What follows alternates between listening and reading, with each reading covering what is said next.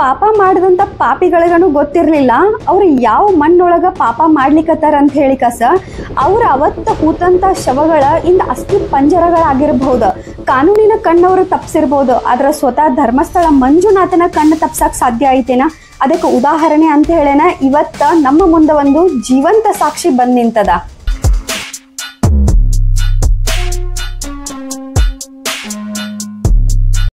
Hello friends, welcome back to my YouTube channel. ಈ ಒಂದು ವಿಷಯದ ಬಗ್ಗೆ ಯೋಚನೆ ಮಾಡಿದಾಗೆಲ್ಲ ಮನಸ್ಸಿಗೆ ಬಹಳನ ಆಘಾತ, ಬೇಜಾರ, ಹರ್ಟ್ ಆಗ್ತಿತ್ತು. ಬಟ್ ಇವತ್ತ ಈ ವಿಷಯದ ಬಗ್ಗೆ ಸ್ಟ್ಯಾಂಡ್ ತಗೊಳ್ಳುವಂತ ಒಂದು ಅನಿವಾರ್ಯತೆ ಬಂದೈತಿ. ಯಾಕಂತಂದ್ರ ಈ ವಿಷಯದ ಬಗ್ಗೆ ನ್ಯಾಷನಲ್ ನ್ಯೂಸ್ ಒಳಗೆಲ್ಲ ಚರ್ಚೆ ಆಗತೈತಿ, ಅಕ್ಕಪಕ್ಕದ ರಾಜ್ಯದೊಳಗೆಲ್ಲ ಒಂದು ಚರ್ಚೆ ಆಗತೈತಿ. ಬಟ್ ನಮ್ಮ ರಾಜ್ಯದ ಮೀಡಿಯಾ ಒಳಗ ಈ ವಿಷಯದ ಕುರಿತು, ಈ ಪ್ರಕರಣದ ಕುರಿತ ಯಾವುದೇ ರೀತಿ ಒಂದು ಚರ್ಚೆ ಆಗಾಕತ್ತಿಲ್ಲ. ಹಿಂಗಾಗಿ ಪ್ರತಿಯೊಬ್ರು ಇಂಡಿವಿಜುವಲ್ ಅನ್ನ ಸ್ಟ್ಯಾಂಡ್ ತಗೊಳ್ಳೋ ಒಂದು ಅನಿವಾರ್ಯತೆ ಐತಿ ಈಗ. ಅಂಡ್ ನನಗ್ ಗೊತ್ತಾಗತ್ತಿಲ್ಲ ಯಾಕಂತ ಹೇಳಿ, ಯಾವಾಗ ರೇಣುಕಾ ಸ್ವಾಮಿ ಅವರ ಒಂದು ಕೊಲೆ ಆಗ್ತದ, ಆ ಒಂದು ಒಬ್ಬ ವ್ಯಕ್ತಿಯ ಕೊಲೆಗೆ ನ್ಯಾಯ ಕೊಡ್ತೇನಂತ ಹೇಳಿ, ನ್ಯಾಯ ಕೊಡಿಸ್ಬೇಕಂತ ಹೇಳಿ ನಮ್ಮ ಮೀಡಿಯಾಗಳ ಒಂದು ತಿಂಗಳಾನ ಗಂಟ್ಲೆ 24/7 ಒಂದು ಸರ್ ಅವರ ಕೇಸ್ ಒಳಗ ಒಂದೊಂದು ತಿಂಗಳ ಗಂಟ್ಲೆ ಕಂಟಿನ್ಯೂಸ್ ಮೀಡಿಯಾ ಒಳಗ ಯಾವ ಚಾನಲ್ ತೆಗೆದ್ರೂ ಬರೀ ಇದೇ ವಿಷಯದ ಬಗ್ಗೆ ಚರ್ಚೆ ಆಗಾಕತ್ತಿತ್ತು. ಬಟ್ ಇವತ್ತು ಸಾವಿರಾರು ಒಂದು ಅಮಾಯಕರ ಒಂದು ಕ್ರೂರವಾಗಿ ಸತ್ತರ, ಅವ್ರಿಗೋಸ್ಕರ ಯಾಕೆ ಮೀಡಿಯಾ ಒಳಗೆ ಚರ್ಚೆ ಆಗತ್ತಿಲ್ಲ ಅನ್ನೋದು ನಂಗೆ ಗೊತ್ತಾಗ್ವಲ್ತು. ಬಟ್ ಏನೇ ಇರಲಿ, ಇವತ್ತು ಪ್ರತಿಯೊಬ್ಬ ಕಾಮನ್ ಮ್ಯಾನ್, ಪ್ರತಿಯೊಬ್ಬ ಇಂಡಿವಿಜುವಲ್ ಅನ್ನು ಸ್ಟ್ಯಾಂಡ್ ತಗೊಳ್ಳೋ ಒಂದು ಅವಶ್ಯಕತೆ ಐತಿ. ಈ ಒಂದು ನಮ್ಮ ರಾಜ್ಯದೊಳಗ ಇಂಥ ಒಂದು ಕೃತ್ಯಗಳನ್ನು ನಡೆದವು, ಇದು ಸೆಂಟ್ರಲ್ ಲೆವೆಲ್ ಒಳಗನು ಹೋಗ್ಬೇಕು, PM ಮೋದಿ ಅವರವರೆಗೂ ತಲುಪಬೇಕು ಅಂತಂದಾಗ ಪ್ರತಿಯೊಬ್ರು ದಯವಿಟ್ಟು ಒಂದು ಪತ್ರಗಳ ಮೂಲಕ ಮೋದಿಜಿ ಅವರಿಗೆ ಒಂದು ವಿಷಯವನ್ನ ತಿಳಿಸಾಕ ಪ್ರಯತ್ನ ಪಡ್ರಿ, ಅಥವಾ ಇನ್ಸ್ಟಾಗ್ರಾಮ್ ಆಗಿರ್ಬೋದು, ಟ್ವಿಟರ್ಗಳ ಮೂಲಕ ಟ್ಯಾಗ್ ಮಾಡಿ ಈ ಒಂದು ವಿಷಯ ಒಂದು ಪ್ರಧಾನಿಯವರೆಗೂ ತಲುಪುವಂಗ ಮಾಡ್ರಿ. ಇನ್ನ ಸೌಜನ್ಯ ಬಗ್ಗೆ ಮಾತಾಡೋದಾತಂದ್ರ, ನಮ್ಮ ದೇಶದ ಒಂದು ಕಾನೂನಿನ ಪ್ರಕಾರ ಮದುವೆ ಆಗಾಕನ ಏಜ್ ಎಷ್ಟೈತಂದ್ರ 18 ವರ್ಷ ಆಗಿರ್ಬೇಕು ಮದುವೆ ಆಗ್ಲಿಕ್ಕೆ ಒಬ್ಬ ಹುಡುಗಿಗೆ. ಬಟ್ ಸೌಜನ್ಯ ಬರೀ 17 ವರ್ಷದ ಒಂದು ಹುಡುಗಿ ನರಕ ಯಾತನೆ ಅನುಭವಿಸಿ ಆಕಿ ಒಂದು ಜೀವನ ಒಂದು ದುರಂತ ಕಂಡಿತು. ಇದನ್ನ ನೆನ್ಸ್ಕೊಂಡ್ರೆ ಎಂತವ್ರದಾರಂದ್ರೂ ಕಣ್ಣೀರ್ ಬರ್ತದ ಕಣ್ಣೊಳಗೆ. ಸೊ ಇನ್ನೂವರೆಗೂ ನಮಗೆ ನ್ಯಾಯ ಸಿಕ್ಕಿಲ್ಲ.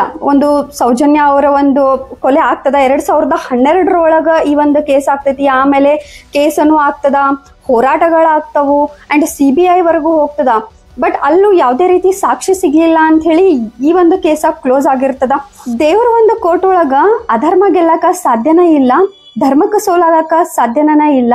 ಅದಕ್ಕೆ ತಕ್ಕಂತೆ ಎಷ್ಟೋ ವರ್ಷಗಳಾದ್ಮೇಲೆ ಆ ವ್ಯಕ್ತಿ ಅವತ್ತನ ಬರ್ಬೇಕಿತ್ತು, ಯಾವತ್ತೋ ಬರ್ಬೇಕಿತ್ತು. ಬಟ್ ಇಷ್ಟು ವರ್ಷಗಳ ಆದ್ಮೇಲೆ ಆ ಒಬ್ಬ ವ್ಯಕ್ತಿ ಸಾಕ್ಷಿ ಹೇಳ್ತೀನಿ ಅಂತ ಹೇಳಿ ಮುಂದೆ ಬಂದರು.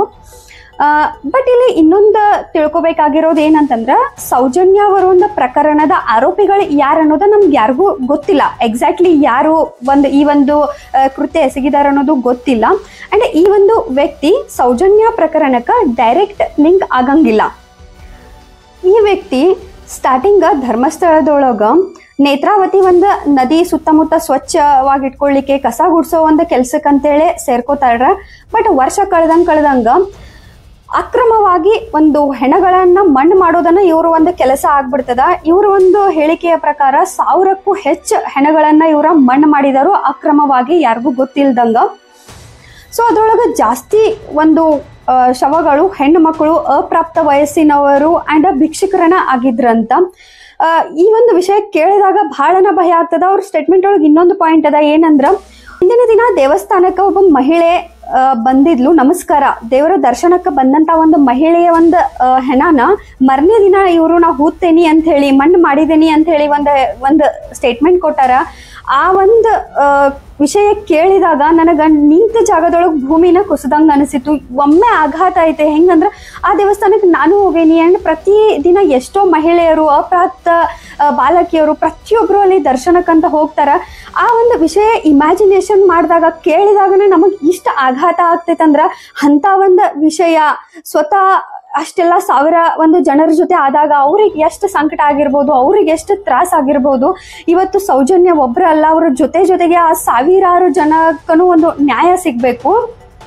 ಸೊ ಇದಕ್ಕೆ ಪ್ರತಿಯೊಬ್ಬರ ಒಂದು ಸಪೋರ್ಟ್ ಅವಶ್ಯಕತೆ ಐತಿ. ಅಧರ್ಮ ಯಾವತ್ತೂ ಗೆಲ್ಲಕ ಸಾಧ್ಯ ಇಲ್ಲ, ಧರ್ಮ ಗೆಲ್ತದ, ನ್ಯಾಯ ಸಿಗ್ತೈತಿ. Thank you.